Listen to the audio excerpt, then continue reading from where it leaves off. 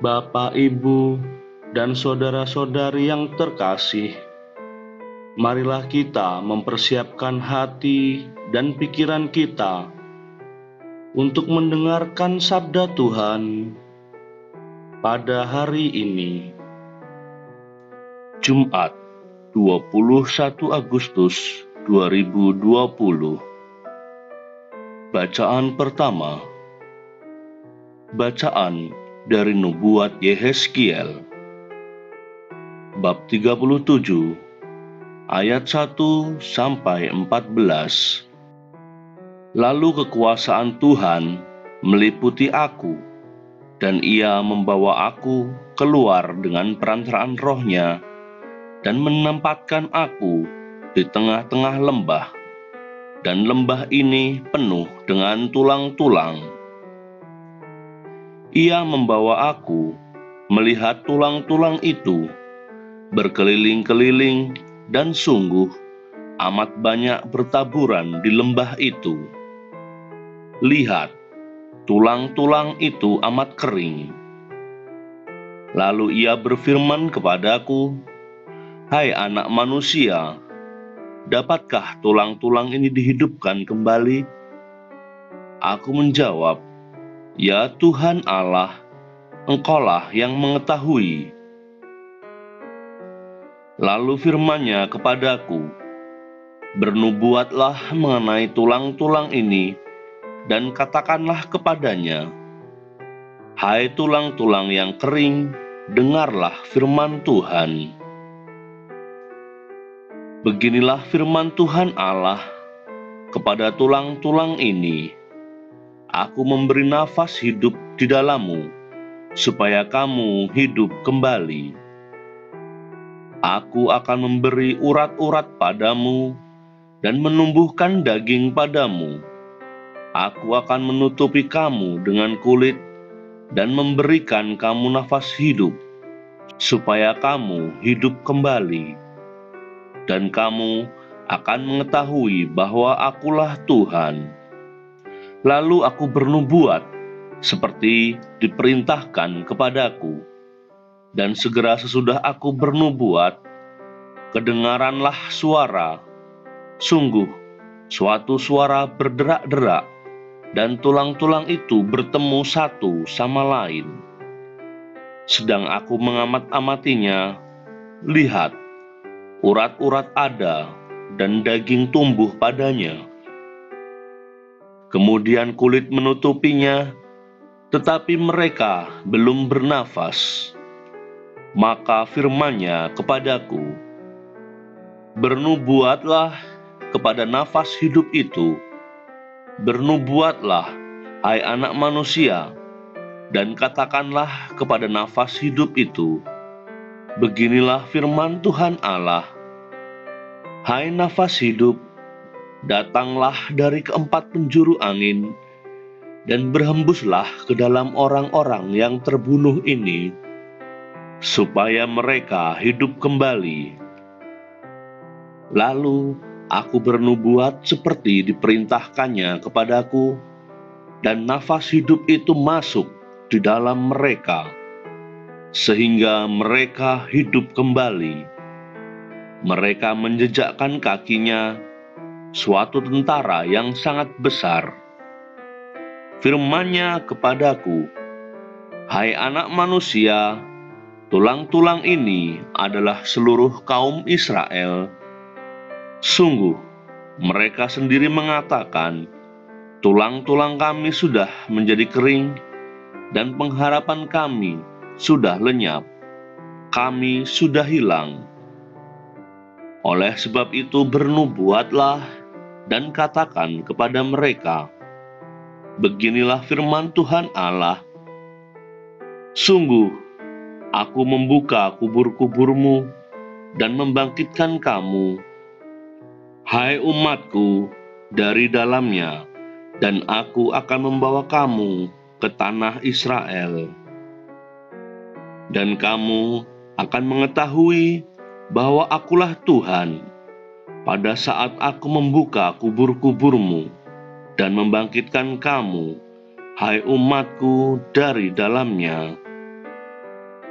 Aku akan memberikan rohku ke dalammu, sehingga kamu hidup kembali, dan aku akan membiarkan kamu tinggal di tanahmu, dan kamu akan mengetahui bahwa aku Tuhan yang mengatakannya dan membuatnya.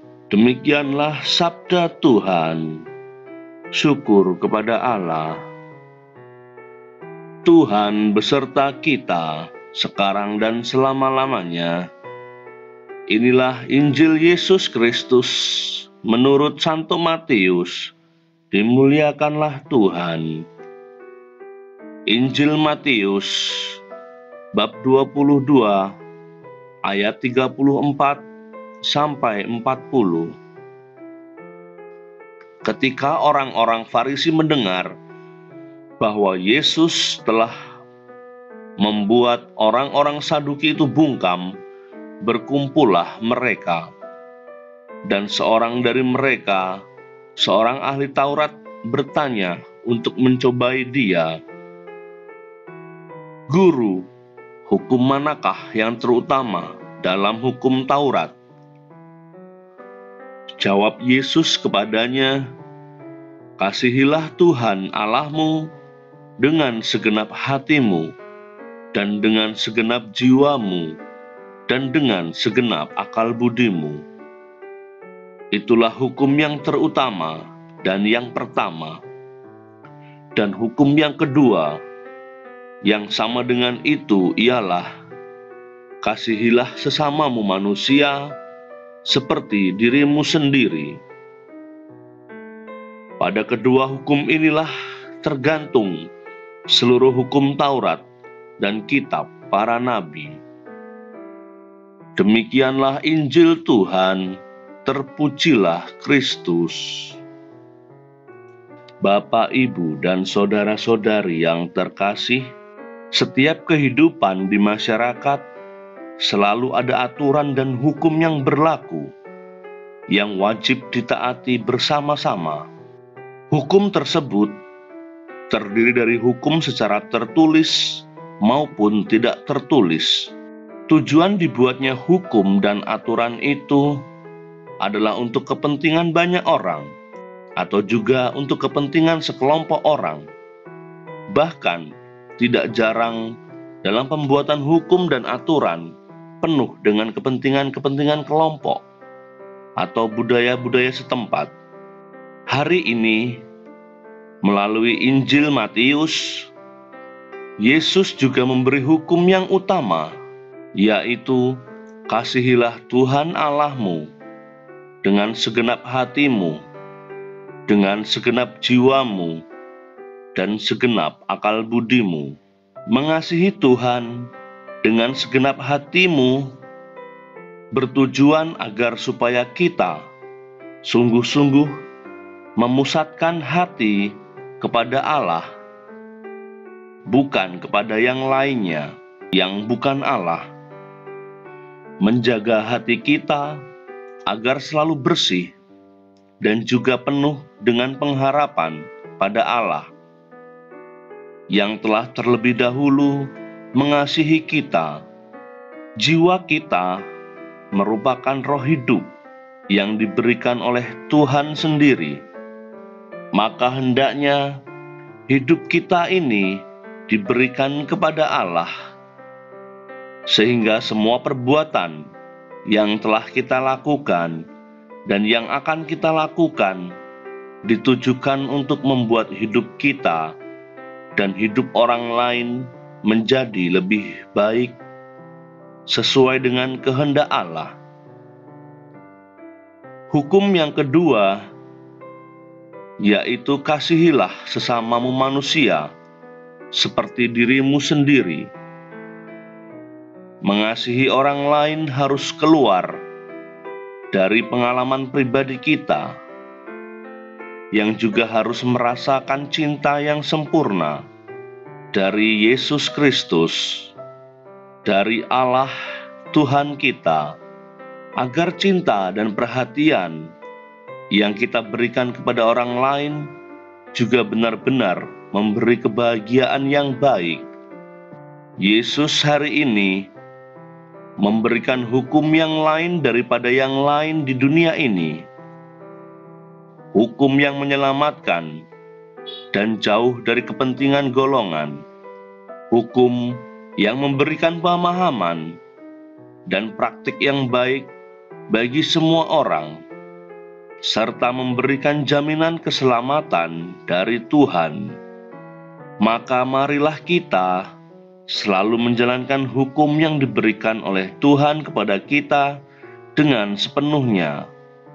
Kita pusatkan hati, jiwa, dan pikiran kita kepada Tuhan dan juga kepada sesama kita. Jadilah pelaku dan pelaksana hukum Tuhan yang terberkati dan dapat memberkati orang lain dan dunia ini dalam damai sejahtera dari Allah. Allah Bapa, sumber cinta kasih, kami bersyukur bahwa Engkau selalu menaruh perhatian akan kehidupan kami, serta selalu menyayangi kami sampai sesudah kematian. Semoga hidup kami dapat mengungkapkan rasa syukur atas segala anugerah-Mu. Amin.